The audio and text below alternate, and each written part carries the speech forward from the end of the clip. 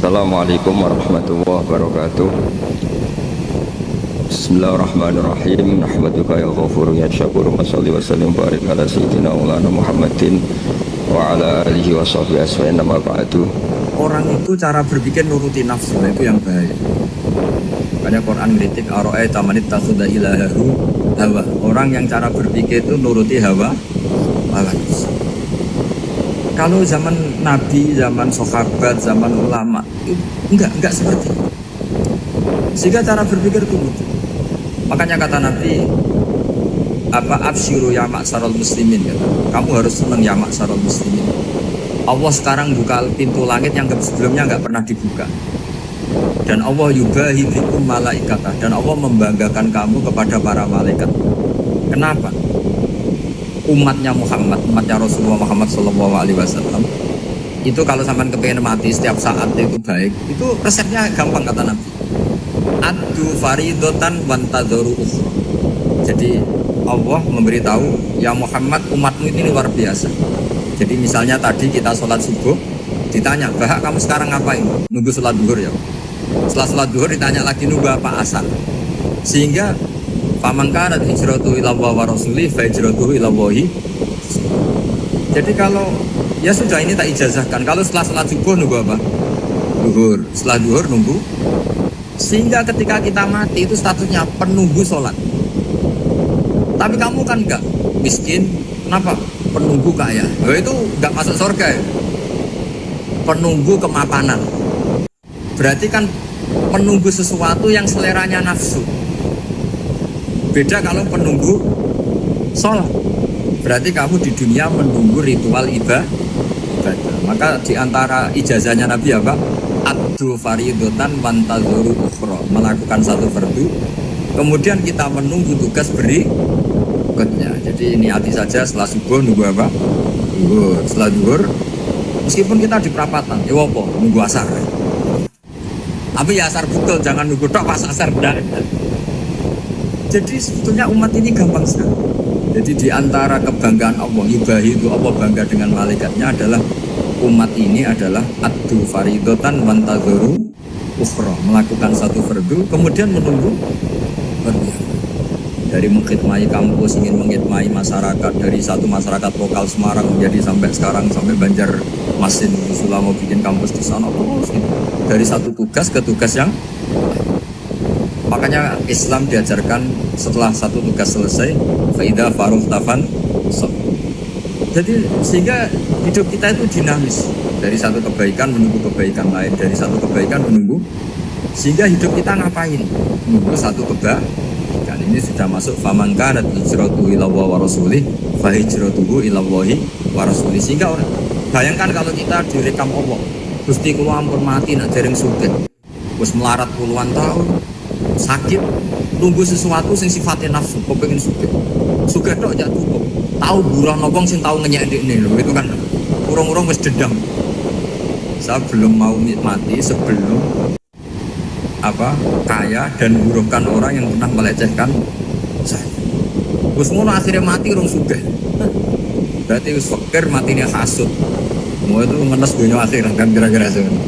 Kamu santai aja kalau fakir berarti meringankan hisab karena ada banyak harta. Yang mau dihisab apanya, enggak punya apa-apa. Jadi saya mohon sekali ya, Islam itu mengawal kebahagiaan. Sebab itu sampai bahagia itu menjadi perintah Islam, kul bi fadlillah wa bi rahmati fa bidzalika falyafrahu. Karena dengan bahagia bi taat diharapkan orang Islam itu tidak bahagia atau cari kesenangan lewat jalur apa mas. Sehingga ciri utama wali apa? Ala inna awliya Allahi la khaufun alaihim wa la hum yahzanun. Sehingga ulama dulu itu rileks. Termasuk yang saya ceritakan Imam Ahmad, Imam Syafi'i itu melihat apa saja rileks. Ya tadi kalau disenangi orang ya barokah, punya kawan kebaikan. Nak dineng ya barokah dineng di ketinggi tonggo rada utang, rada tulo gitu. Jadi rileks saja. Masyhur itu Imam Syafi'i ngendikan, "Waman asaa ilaika faqat atlaqaka." Orang yang berbuat buruk sama kamu, hakikatnya adalah membebaskan kamu. Atlaqa itu apa? Membebaskan. Enak gak jadi hidup itu? Kalau kamu kan enggak, Kok gedeng aku salahku apa?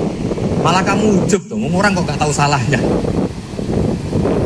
Kamu jadi suami, istrinya ngomel, kurang apa saya sebagai suami? Ya kurang banyak, tidak ganteng, tidak kaya, tidak ini. Malah kalau diterangkan malah parah toh. Ya sudah rileks saja, kalau dia ngomel ya tadi alhamdulillah dapat pahala tanpa apa? Biaya. Terus ngomel kan butuh energi, paling yang tidak kuat 3 jam. Ya, nanti juga berhenti ya Pak. Terus ambil nilai positifnya, misalnya ngomel sama suaminya, bagus lah. Kalau ngomel sama tetangga malah kayak apa gitu aja. Jadi ulama dulu itu gampang sekali melihat hidup. Rasulullah ya gitu, melihat hidup gampang saja. Ketika tanya, ya Aisyah apa ada sarapan? Ya ada ya Rasulullah, ya sudah saya tak puasa. Jadi enteng saja. Kadang-kadang beliau ingin puasa, ya puasa sunat, ada sarapan nggak jadi puasa. Rileks. Nabi itu rileks. Kalau ngajari kebaikan juga rileks. Nah sekarang itu banyak orang yang karena mungkin kurang baca Islam itu kayak ya aturan yang dinis, yang repot, yang mengekang. Itu tidak seperti itu. Yuridu wa bikumul yusra wala yuridu bikumul usra. Allah menghendaki agama ini mudah. Sehingga ada sahabat di Imami Mu'ad itu baca Baqarah. Sahabat ini pekerja petani, mufarokoh ditinggal. Ketika Mu'ad lapor, ya Rasulullah ini ada orang munafik, tengah-tengah sholat mufarokoh saya ditinggal. Yang disalahin itu tidak yang tinggal tapi Mu'ad. Afattanun anta ya Mu'ad, kamu ini tukang fitnah. Masa ngimami petani pakai surat Baqarah? Jadi yang disalahkan ini imamnya. Kalau kamu jadi imam, sholatnya ya yang cepat. Makanya terus banyak orang kecepatan karena tadi. Jadi Nabi itu enteng sekali. Jadi apa ya, Nabi itu beda dengan yang kita bayangkan. Nabi pernah ngaji di masjid, kemudian ada tetangga lewat pakai cangkul, semua sahabat dulu, ini orang tidak benar, ada Nabi ngaji ditinggal saja ke kebun, tidak ikut ngaji. Jawabannya Nabi tidak, itu bagus, itu ikut sunnah saya. Kenapa ya Rasulullah? Dia kerjanya nyari halal, dan untuk menghidupi keluarganya itu juga ajaran saya. Sehingga yang ngaji ya ajarannya Nabi, yang nggak ngaji karena kerja mencukupi keluarga juga ajarannya Nabi. Segampang. Kalau kayaknya kamu kan, woi suka roh akhlak kan gitu. Nabi rileks saja gitu. Sampai bisa lihat itu di bab Fadhailul Kasbi. Makanya ini penting sekali supaya orang itu berpikir Islam atau mendakwakan Islam itu berdasar sanad. Ya, yang mutasil yang pernah dilakukan Rasulullah SAW. Sesuatu yang dilarang Allah itu pasti madhar. Maka untuk melarang seseorang bergantung sama narkoba misalnya atau hal-hal yang bahaya pada fisik, itu satu tentu bagi ahli Allah, tentu karena takut Allah. Tapi banyak masyarakat yang memang benar-benar bisa meninggalkan narkoba karena efek buruknya ganja. Bahwa itu mengakibatkan sakau, mengakibatkan tidak sadarkan diri, mengakibatkan kebangkrutan ekonomi macam-macam. Sehingga mereka benar-benar benci sama yang namanya narkoba. Jadi di antara manhajul Quran itu kalau mentakbih, memburuk-burukkan maksiat itu mesti dikritik innahu kana fahisah. Innahu kana fahisata wa makta wa sa'a sabila. Innahu kana fahisata wa sa'a sabila. Diulang beberapa kali. Sehingga dibutuhkan kecakapan untuk menganggap satu hal yang buruk itu fahsyat, sesuatu yang enggak rasional, sesuatu yang tidak positif, sesuatu yang pasti berdampak negatif. Sehingga kalau misalnya tadi dibacakan oleh Qori, kuntum khaira ummatin ukhrijat linnasi ta'muruna bil ma'ruf wa tanhauna 'anil munkar.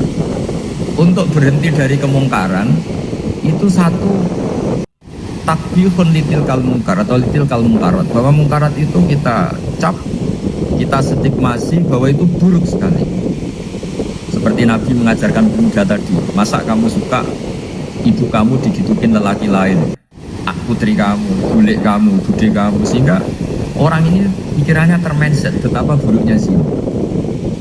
Sama seperti kita sukses memindset betapa buruknya narkoba, betapa buruknya bahan-bahan terlarang. Begitu juga seterusnya, terus pengkhianat dan sebagainya. Tapi problem manusia adalah dia itu akan mencari kebahagiaan atau kesenangan sesaat. Maka caranya gimana? Keinginan senang lewat maksiat ini dilawan dengan nyaman dengan taat. Saya ulang lagi, nyaman dengan taat. Sehingga ulama dulu punya kalimatul munajat, artinya kalimat hubungan pribadi sama Allah yang menjadikan orang itu nyaman.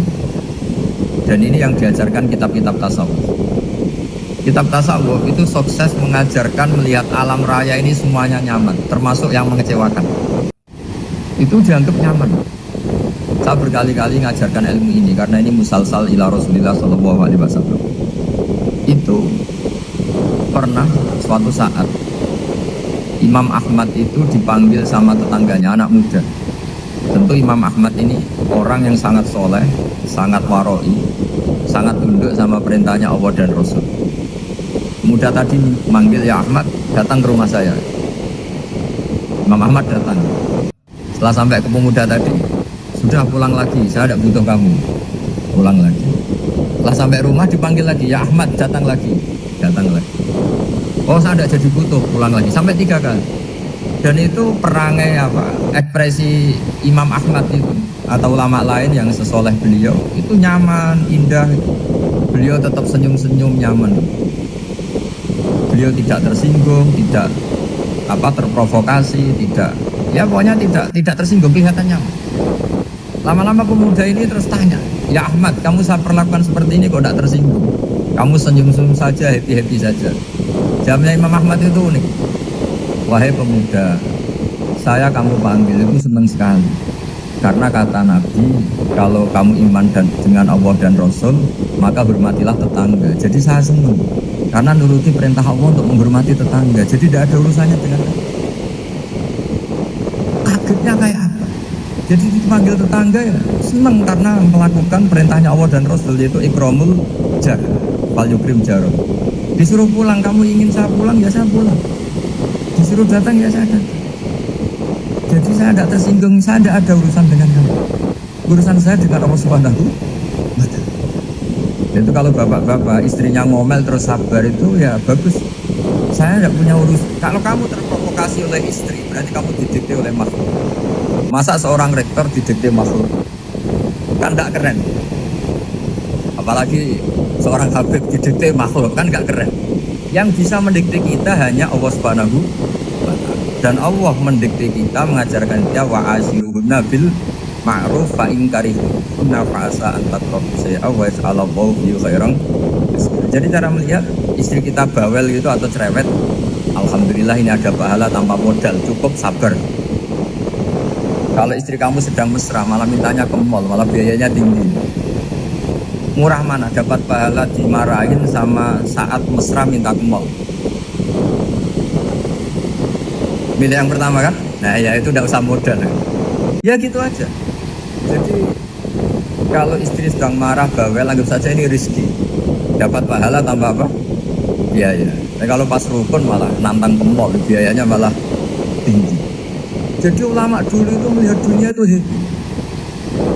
Pernah Imam Syafi'i dikasih tahu, orang yang tadi nyium tangan kamu ya, itu di luar menghujat Anda. Jadi dia sopan hanya di depan Anda, kalau di luar menghujat Anda. Jawabnya Imam Syafi'i itu, ya baguslah. Yang cerita ini kaget, kenapa bagus ya Abu Abdillah? Kalau manggil Imam Syafi'i ya Abu Abdillah. Ya berarti saya masih wibawa, di depan saya tidak berani katanya. Jadi dipandang enteng saja. Jadi kalau kamu di depan kamu istri kamu tidak berani belanja, tidak ada kamu belanja banyak, anggap saja Anda wibawa. Jadi enteng saja. Pernah Imam Syafi'i dikasih tahu, separuh dari kampung Anda itu gak suka kamu. Ya bagus lah. Kenapa? Oh nak rukun malah bakal utang katanya gitu. Kira-kira yang utang itu yang rukun apa yang neng-nengan? Yang rukun. Jadi enteng saja. Masyhur itu makalah Imam Syafi'i. Waman asa'a ilaika faqad atlaqaka. Orang yang berbuat buruk sama kamu berarti membebaskan kamu. Kalau saya sedang nenengan sama Habib Hasan Toha Putra, beliau naik Alphard gak nawarin saya sah karena baru nenengan. Tapi kalau sedang rukun malah harus repot mana? Rukun sama ndak rukun? Repot rukun sebetulnya. Jadi Imam Syafi'i itu happy saja. Kalau sedang rukun sama tetangga ya dianggap rukun itu satu kenikmatan. Sedang tidak rukun ya dianggap satu kenikmatan. Jadi orang dulu itu serilek itu melihat dunia. Kalau kita kan enggak, ego.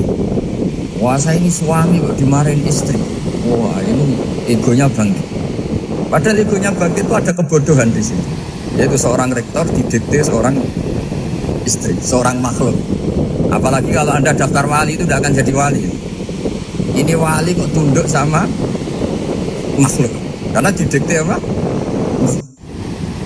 Maka Imam Ahmad ketika tetangganya bully gitu ya santai saja beliau. Ketika pemuda tadi iskal janggal, kenapa kamu nggak tersinggung ya Ahmad? Memangnya saya harus tersinggung gimana? Kan panggil tidak jadi, tak panggil ya jadi.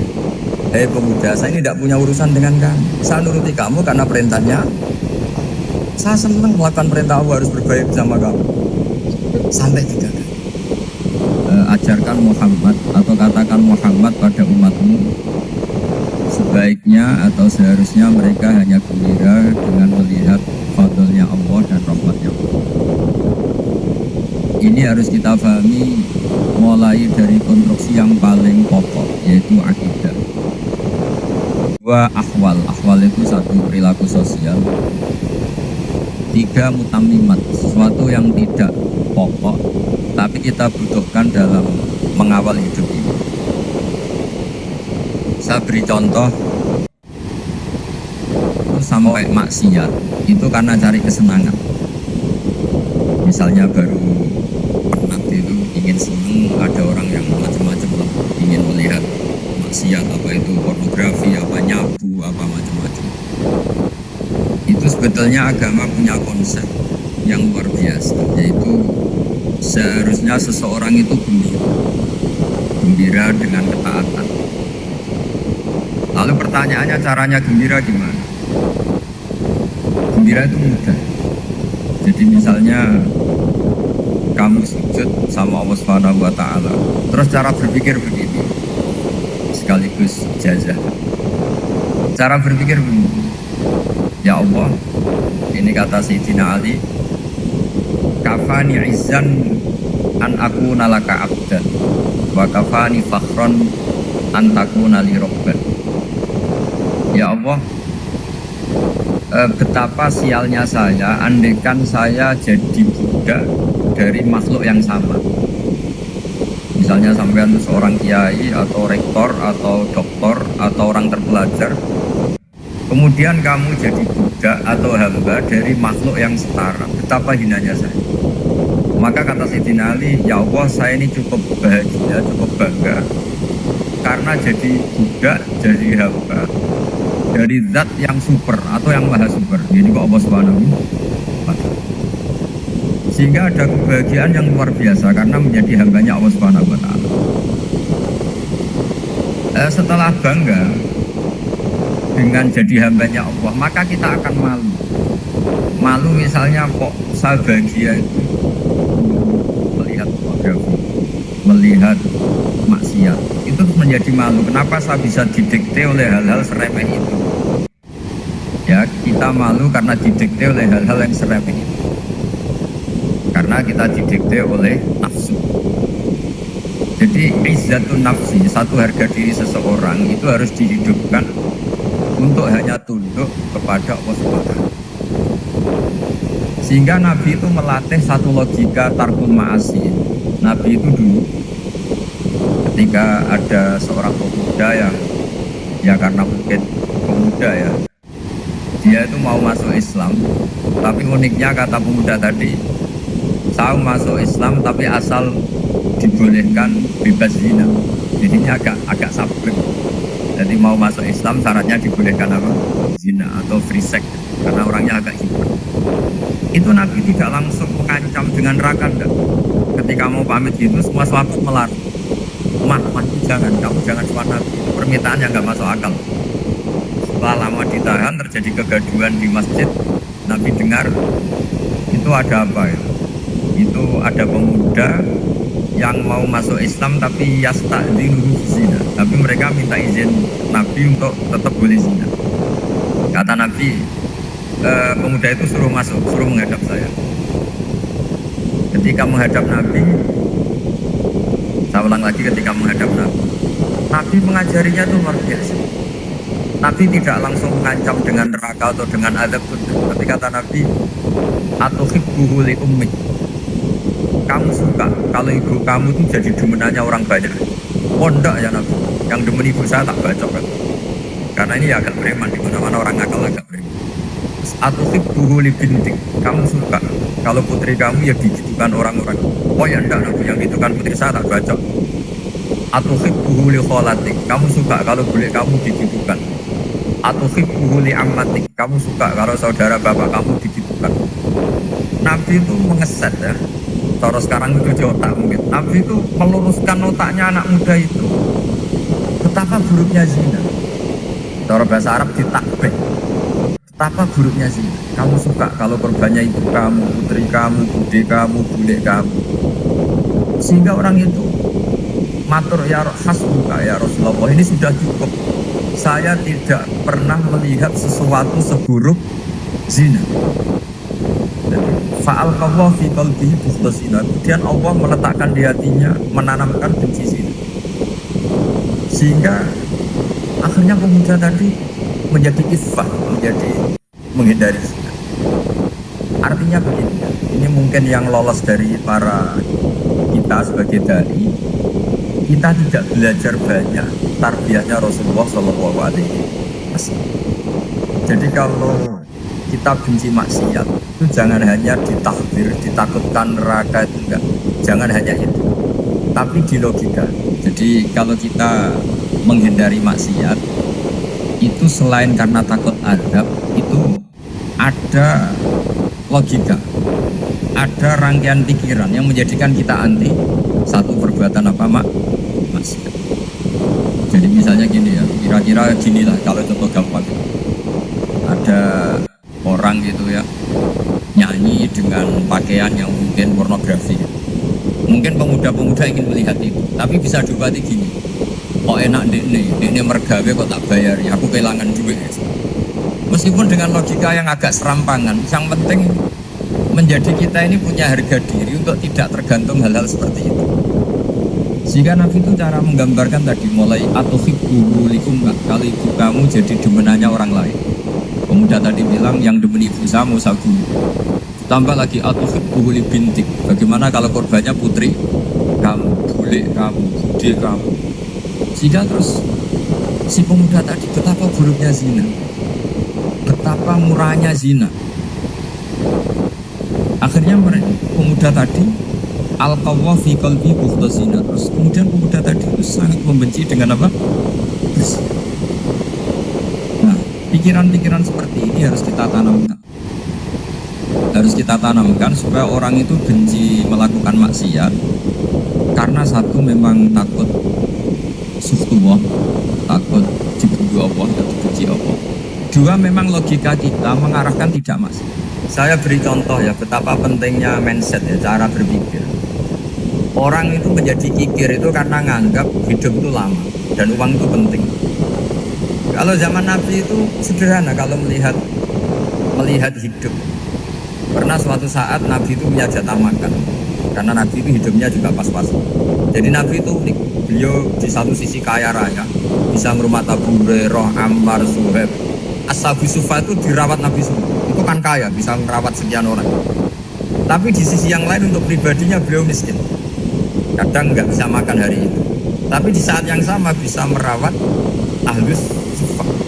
Jadi keliru kalau orang hanya cerita Nabi itu miskin, untuk makan dirinya aja susah. Itu keliru. Kelirunya kalau tidak diteruskan, tapi Nabi mampu menghidupi Ahlus Sufa.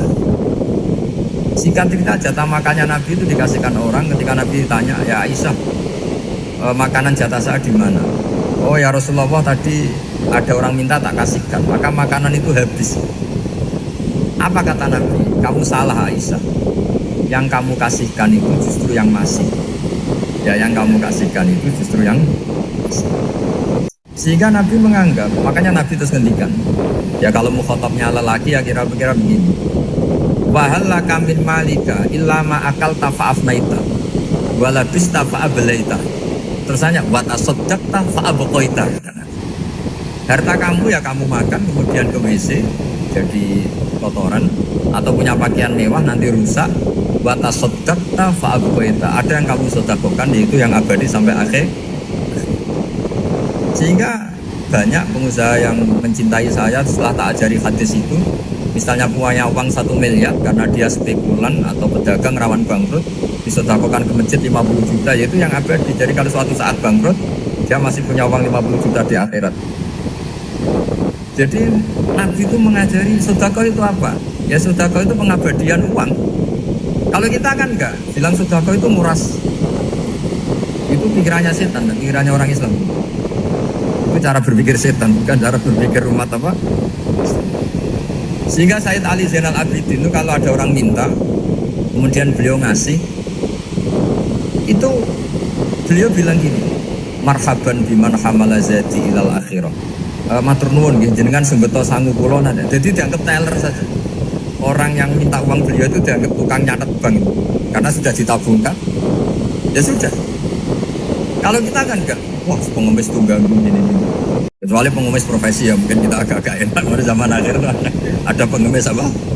Profesi. Jadi repot. Terus tak beri contoh lagi kebahagiaan ketika kita milih Islam moderat. Islam kita diajarkan guru-guru kita, utamanya oleh guru kita Mbah Maimun.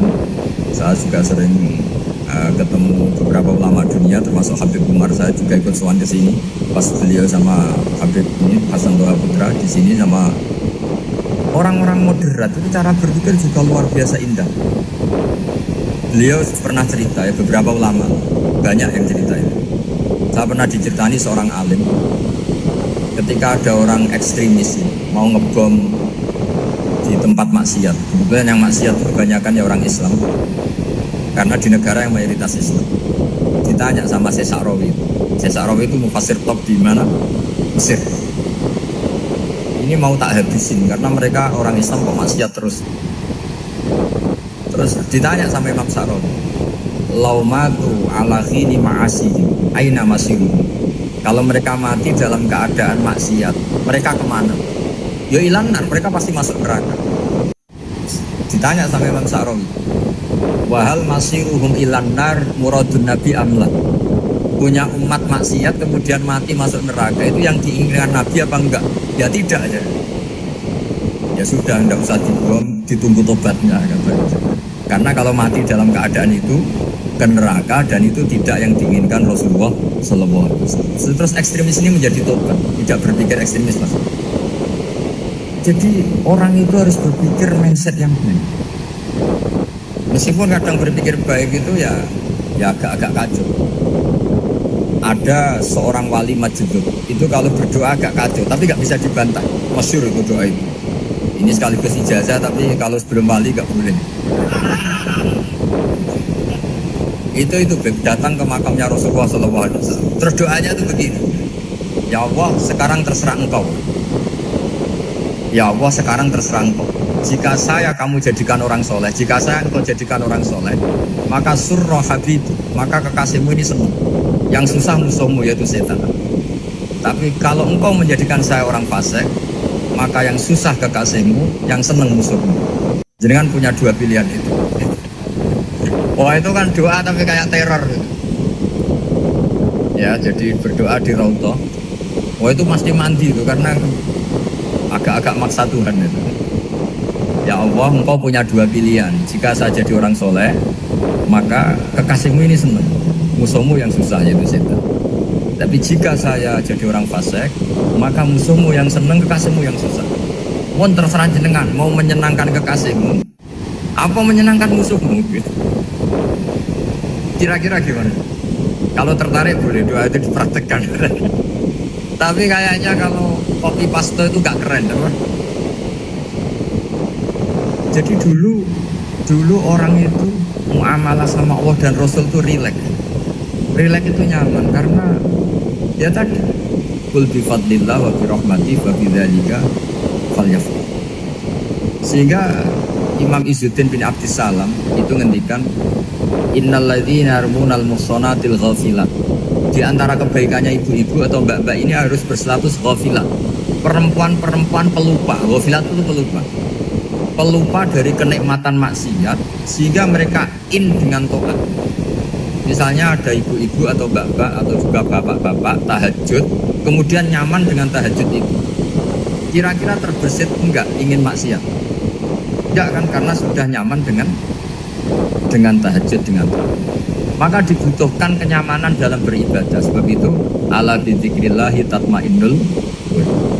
Makanya saya termasuk kiai yang setiap ngaji itu happy, senang. Karena ini untuk kampanye, senang dengan ngaji, dengan taat itu sudah luar biasa. Kayak apa kalau mereka senangnya kalau nunggu melakukan maksiat. Jadi termasuk bentuk perlawanan kita terhadap maksiat adalah usahakan kamu tuh sebahagia, senang dengan taat. Istiqnas billah, mu'anasah billah, farah billah, itmi'nan tumaknina billah. Sehingga ini mencukupkan kita tidak berkebutuhan maksiat. Meskipun kita ya manusia, pasti suatu saat atau sudah pernah maksiat. Serasa diceritakan lah, itu mesti. Lah orang-orang dulu itu orang yang sukses mengelola bahagia ma'allah wa billah walillah. Jika wali-wali dulu itu jadi wali itu tidak mesti karena ibadahnya banyak, itu enggak. Mereka orang yang ibadahnya itu biasa sekali. Ulama-ulama dulu ibadahnya biasa sekali. Tapi qulubuhum ma'allah, hatinya itu ada seorang wali itu jadi wali terus, Umar bin Abdul Aziz yang dikenal khamisul khulafa. Khamisul khulafa. Di luar khulafa Rasyidin 4, di antara yang soleh adalah siapa? Umar bin Abdul Aziz. Itu ketika mau meninggal, itu senangnya bukan main. Itu semuanya nangis, beliau senang. Terus tanya, kenapa kamu senang? Memangnya saya kalau mati itu kemana? Ila khairi madhubin ilaih, ke zat terbaik. Dibang urip mbek kowe bulet atau mbek arhamur rahimin, yaitu Allah Subhanahu. Jalaluddin Ar-Rumi ketika mau meninggal itu muridnya nangis semua, beliau marah. Kamu harusnya pesta karena saya mau ketemu kekasih saya, malah kamu tangisi, goblok sekali kamu, katanya. Jadi orang-orang dulu itu luar biasa. Karena tadi mereka tidak ingin ketemu Allah itu dianggap problem, harus sesuatu yang membahagiakan. Makanya wali-wali itu kalau berdoa begini, wa khairu ayyami yauman alqa kafir, dan jadikan hari terbaikku adalah hari ketika saya ketemu engkau ya. Pernah dengar doa itu? Wa khairu ayyami yauman alqa kafir, dan hari terbaikku adalah hari saat ketemu. Bahkan kan enggak, sampai mati ku wedi. Saya tidak tahu wedi dosa apa wedi Israel apa wedi malaikat siapa?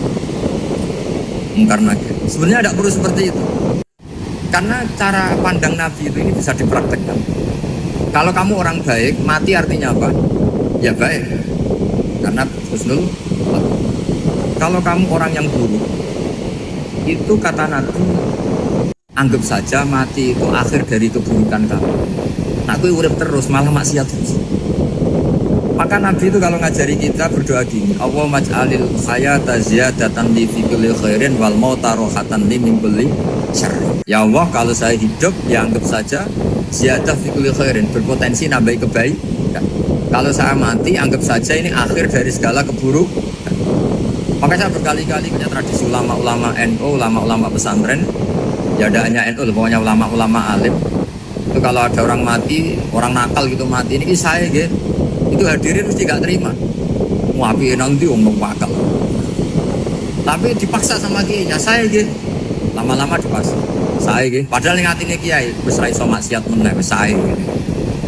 Karena dengan mati berarti saya sudah tidak bisa maksiat. Jadi Nabi melihat hidup dan mati itu segampang itu. Kalau al-hayata ziyadatan li fi kulli khairin wal mauta rohatan li min kulli syarr. Coba kita ke depan itu kan ada potensi zina, potensi korupsi, potensi maksiat. Yang bisa menghentikan potensi itu apa coba? Mati ya, udah pintar ya.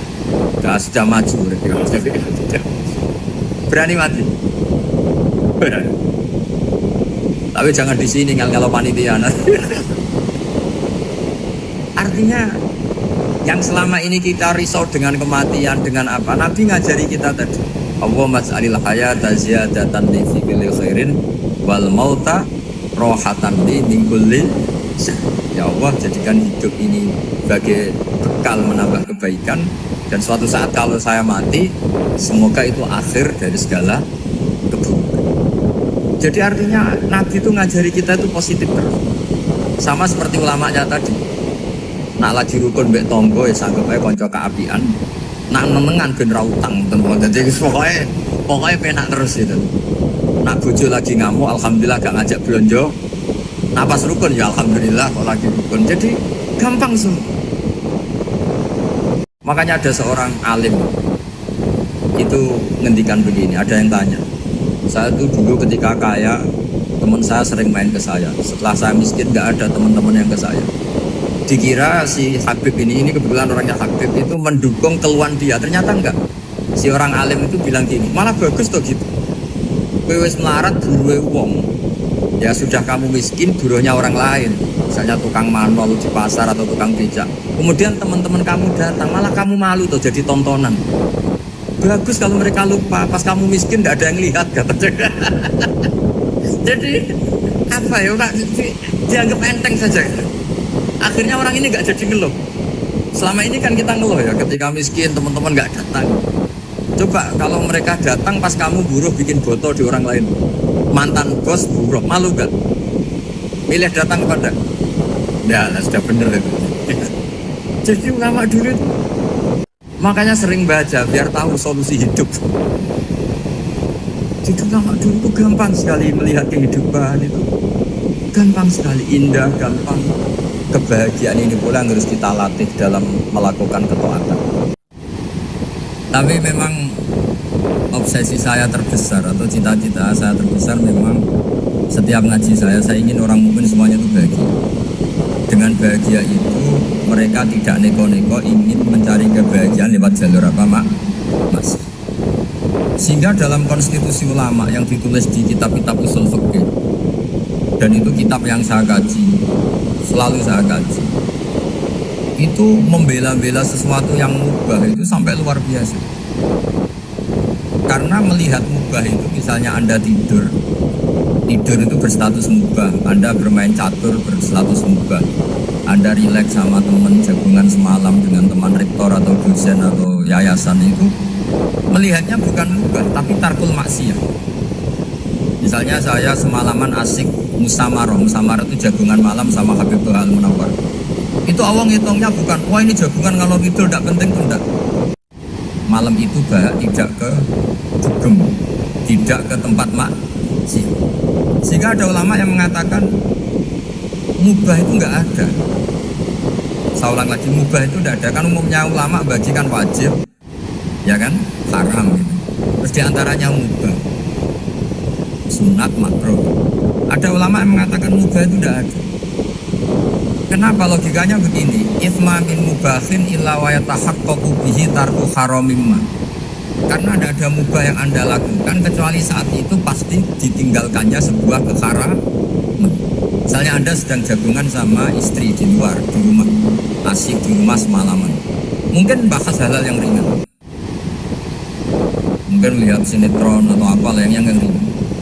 Tapi di situ terjadi Anda meninggalkan ke tempat-tempat maksiat. Sekarang meninggal maksiat itu wajib apa mubah? Wajib. Padahal Anda sedang melakukanmu, itu dicatat oleh Allah itu tarkul haram, meninggalkan keharam. Jika masyhur dalam cerita wali-wali itu, Abu Yazid yang seperti itu ibadahnya pernah tanya, ya Allah, lalu yang makomnya orang seperti saya siapa? Karena beliau semalaman ibadah terus. Sama Allah dijawab, ya yang tidur di pinggir kamu itu. Abu Yazid, kok bisa ya Allah? Dia kan tidur terus. Ya kan dia tidur berarti meninggalkan keharaman. Ngomong sing potongan tukang maksiat tuh apik turu apik melek kira-kira. Apik turu. Timbang sama nak melek pola wis turu ae kira-kira gitu. Jadi gak usah dipaksa tahajud, dipaksa qiyamul lail itu. Iya kalau qiyamul lail. Kalau dapat informasi, kesini ikut saya, terus katut kan repot. Jadi perlawanan terhadap maksiat itu sebetulnya gampang dalam Islam, karena tadi nggak ada sesuatu yang mubah kecuali saat dilakukan berakibat meninggalkan keharaman. Mudah sekali. Jika banyak orang jadi wali itu karena melakukan mubah. Itu ada orang jadi wali itu karena sering makan. Ya makan-makan biasa. Karena ketika makan, ya Allah, betapa doifnya saya. Katanya saya presiden, katanya saya rektor, saya kiai. Ternyata kalau nggak makan tuh lemes. Apa hebatnya makhluk yang bergantung makhluk yang lain, yaitu makanan. Nah karena seperti itu terus dia al-laja'illallah, dia sungkeman ning Allah. Betapa lemahnya saya. Sebab itu ketika Quran mengkritik dan dengan tanda kutip kemungkinan Tuhannya Isa bin Maryam, itu ngeritiknya sederhana Quran itu. Mal masih ibnu Maryam illa rasul qad khalas min qablihi rusul wa ummuhu siddiqah kana yaqulanit. Isa itu tidak Tuhan, wong dia makan. Kamu kebayang nggak misalnya punya Tuhan, oh tadi Tuhan mampir ke rumah saya, dia lemes. Setelah tak kasih makan sehat lagi. Itu kan nggak kebayang. Tapi Tuhan marun di rumah saya, lemes tak gratisin, kayaknya ada punya uang. Setelah makan, wah gairah lagi. Kebayang nggak punya Tuhan seperti itu. Sehingga Quran kalau gojlok sederhana, karena ya kulanit. Sehingga wali-wali itu kalau makan itu sadar lemahnya dirinya, betapa dirinya tergantung makanan. Sesuatu yang tergantung itu artinya tidak hebat, tidak Tuhan. Jadi untuk menjadi wali, untuk menjadi dapat ridhonya Allah itu sebenarnya sederhana. Termasuk ada cara jadi wali yang agak kacau, tapi ini ya benar, asal niatnya benar. Misalnya Unisula besar, ya kurang besar lagi. Kita sudah punya uang, kurang banyak uang lagi. Itu Nabi Ayub, itu kan seorang nabi. Pernah diuji, oh ini ada di Sahih Bukhari. Nanti kamu tanya, hadisnya Sahih enggak? Ini ada di Sahih Bukhari. Kadang orang kota itu aneh, enggak ahli hadis tapi tanya, Sahih enggak? Padahal dia kan dibodohi Sahih, yang ngandel saja. Gitu. Jadi kadang ya aneh, oh enggak tahu kok tanya ya. Itu Nabi Ayub itu sudah kaya, pas itu sudah kaya. Bukan cerita yang masih miskin, memang sudah kaya. Beliau di kamar dihinggapi satu belalang dari emas. Setelah belalang itu dikejar, ternyata yang jenis itu banyak, semuanya dari emas. Ngambil sana sini, ini yang kisah ini dipenuhi, saku ini dipenuhi, sampai banyak. Sama Allah digojlok, kamu itu nabi saya. Kenapa kamu mengumpulkan harta sebanyak itu? Kamu itu nabi saya kok rakus? Jawabannya, ya Allah, siapa yang bisa kenyang dari rahmatmu? Ya, jadi kalau kamu punya uang 1 miliar, ingin 1 miliar 100, ingin 1 miliar 200, itu cara ngitung bukan uang. Ya Allah, siapa yang bisa kenyang dari rahmat? Karena rahmat Allah tidak terbatas, sudah Gusti tenang saja. Meskipun saya gini, rahmat Anda tidak akan habis.